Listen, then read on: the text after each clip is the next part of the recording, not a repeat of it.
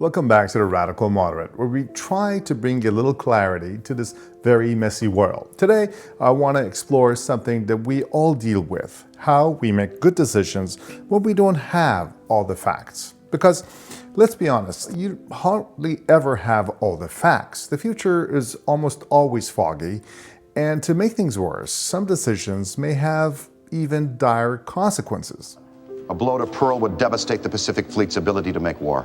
So, sir, you would have us mobilize the entire fleet at the cost of millions of dollars based on this spine-tingling feeling of yours? No, sir.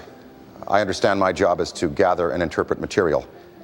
Making difficult decisions based on incomplete information from my limited decoding ability is your job, sir. Then break the damn naval code, Captain, so I can make a better decision. The reality of uncertainty. We grow up thinking decisions get easier when we get enough information. But real life doesn't really do that.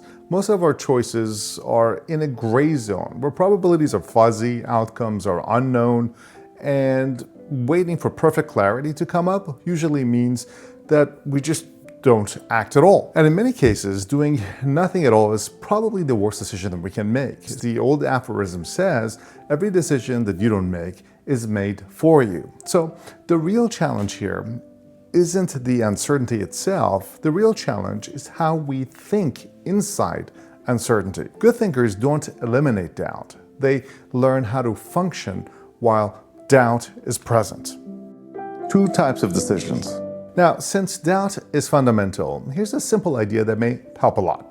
Not all decisions are equal. There's some small reversible decisions where you can undo if you don't like the outcome that you get with it. And then there are big irreversible decisions that can't be undone, or we could undo but at great cost. So let's start with the small stuff, like, what to eat, what shirt to wear, what thumbnail you're going to try on your next YouTube video.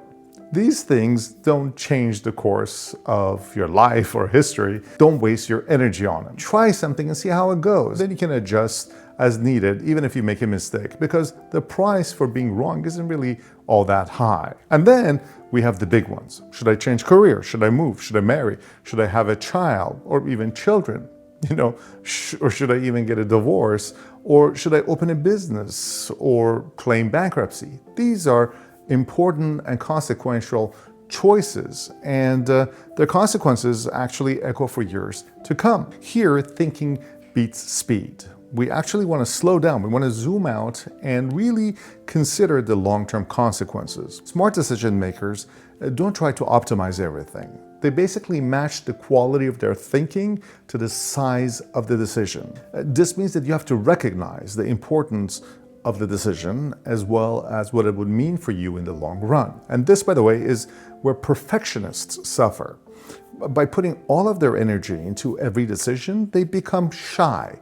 And then they try to avoid situations in which they have to make decisions. That causes them stress. And since taking chances in the presence of risk requires a healthy dose of resilience, which is the hallmark of success, perfectionists tend to suffer greatly these types of situations. Good thinking versus bad thinking. So what does bad thinking look like? Well, for the most part, it is acting purely on emotions, jumping to conclusions, confusing confidence with certainty. Overvaluing how you feel right now and undervaluing how this will affect you later on. Bad thinking is fast, it's reactive, it's impulsive.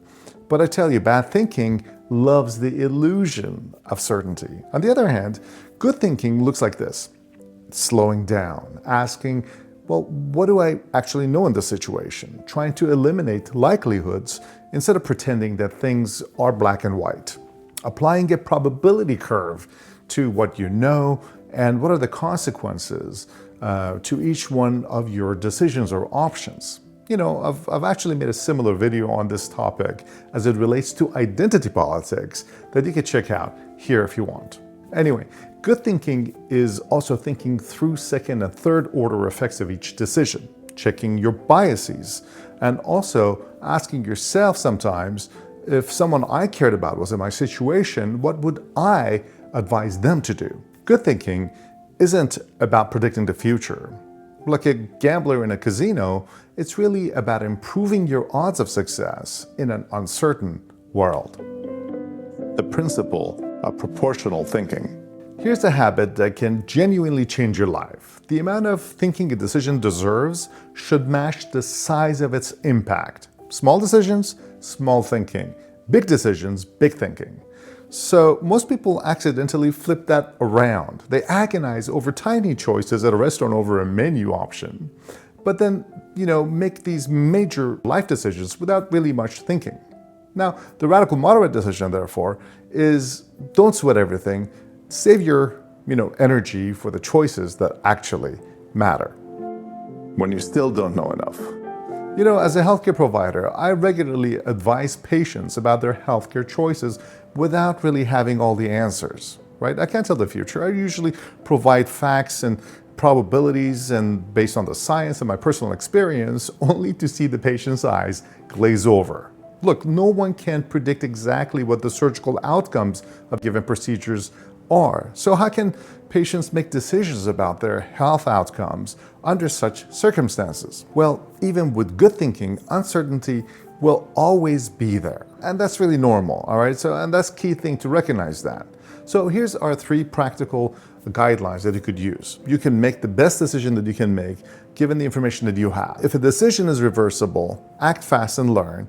Iteration here is your superpower. But if a decision is irreversible, really slow down and widen your lens. Talk to people who've been there. Talk to people with experience.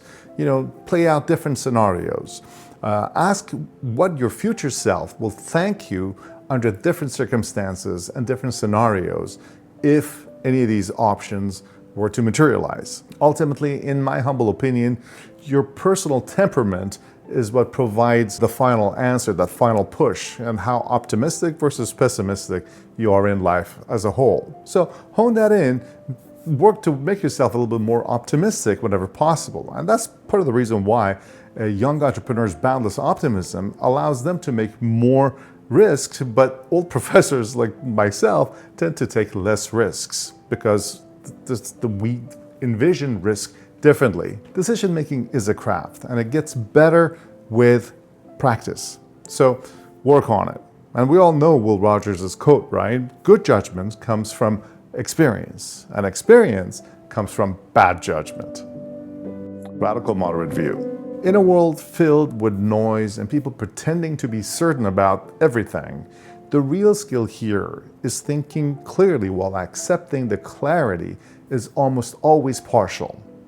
Your decisions come from good thinking, but thinking comes from slowing down, being honest about what we know, and also respecting the choices that truly shape our lives.